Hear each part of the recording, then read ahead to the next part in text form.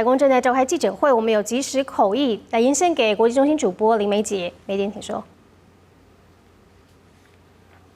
Reduce the flow of precursor chemicals and pill presses from China to the Western Hemisphere. It's going to save lives, and I appreciate President Xi's commitment on this issue. President Xi and I tasked our teams to maintain a policy and law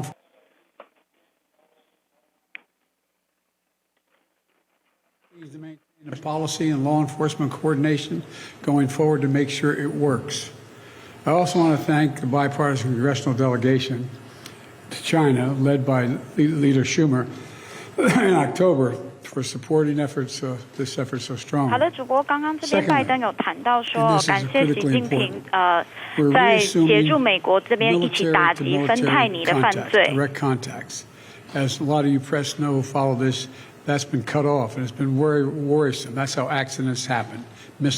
两国长期的误会哈，这一次的会谈中会透过沟通的方式来持续保持沟通的管道，维系两边的沟通。Can cause real trouble with a country like China or any other major country, and so I think we're made real progress there as well. And thirdly, we're going to get our experts together to discuss risk and safety issues associated with artificial intelligence. As many of you who travel with me around the world, almost everywhere I go, every major leader wants to talk about the impact of artificial intelligence. These are tangible steps in the right direction to determine what's useful and what's not useful, what's dangerous and what's acceptable. Moreover, there are evidence of cases that I've made all along. The United States will continue to compete vigorously with the PRC. But we'll manage that competition responsibly so it doesn't veer into conflict or accidental conflict. And where it's possible, where our interests are coincide, we're going to work together like we did on fentanyl. That's what the world expects of us. The rest of the world expects, not just in people in China and the United States, but the rest of the world expects that of us. And that's what the United States is going to be doing. Today, President Xi and I also exchanged views on a range of regional and global issues, including Russia's refusal and brutal war to stop the war and brutal war of aggression against Ukraine and conflict in Gaza. And as I always do, I raised areas where the United States has concerns about the PRC's actions, including detained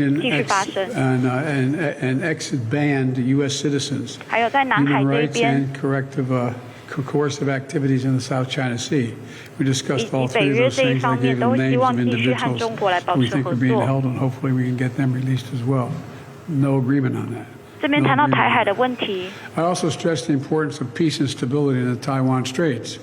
It's clear that we object to Beijing's non-market economic practices and disadvantage American businesses and workers, and then we'll continue to address them. And I named what I thought a number of those were. I welcome the positive steps we've taken today, and it's important for the world to see that we're implementing the approach in the best traditions of American diplomacy.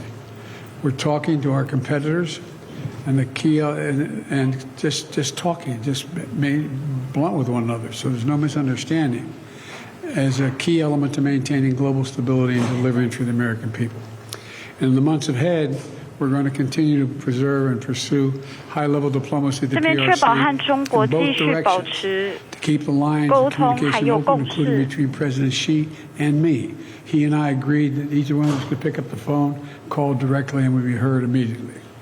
And that's now I'd like to be able to take some questions, if I may. And I'm told that Dimitri of the Financial Times has the first question. 稍早的时候，在凌晨今天台湾的时间3点多，拜登是到这个费罗利庄园的门口来迎接中国国家主席习近平。那两人进行了简短的开场之后，有24名中美的资深官员来参加这一场扩大的双边对话，一共谈了2个小时又5分钟，这边记者有提到台海的问题。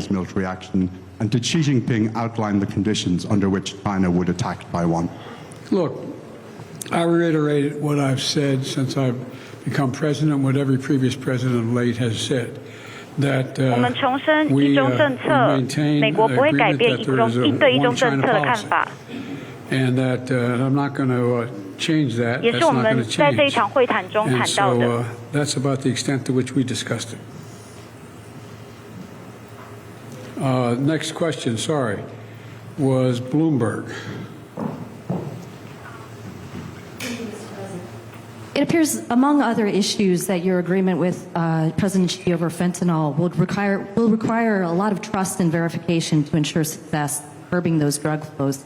I'm wondering, after today and considering all that you've been through in the past year, would you say, Mr. President, that you trust President Xi? 好，这边彭博社的记者提到，拜登总统是否相信习近平有能力，习近平会协助来对抗美国毒品芬太尼这边的犯罪，还有台海的问题。Well, I had that discussion with him too. Made it clear I didn't expect any interference, any at all, and we had that discussion as he was leaving. Look. Do I trust? 他相信才会和习近平坐在这边一起讨论。That's where I am, and we're in a competitive relationship, China and the United States. But my responsibility is to make this rational management, so it doesn't result in conflict. That's what I'm all about. That's what this is about. To find a place where we can come together and refine mutual interests, but most importantly, from my perspective, that are interested in the American people. That's what this is about, and that's exactly what we'll do. We're in a situation where we agreed that fentanyl and its precursors will be curbed substantially, and the pill presses. That's a big movement. They're doing that, and by the way, 立刻下载镜新闻 App， 一手掌握新闻时事，尽善尽美，尽好新闻。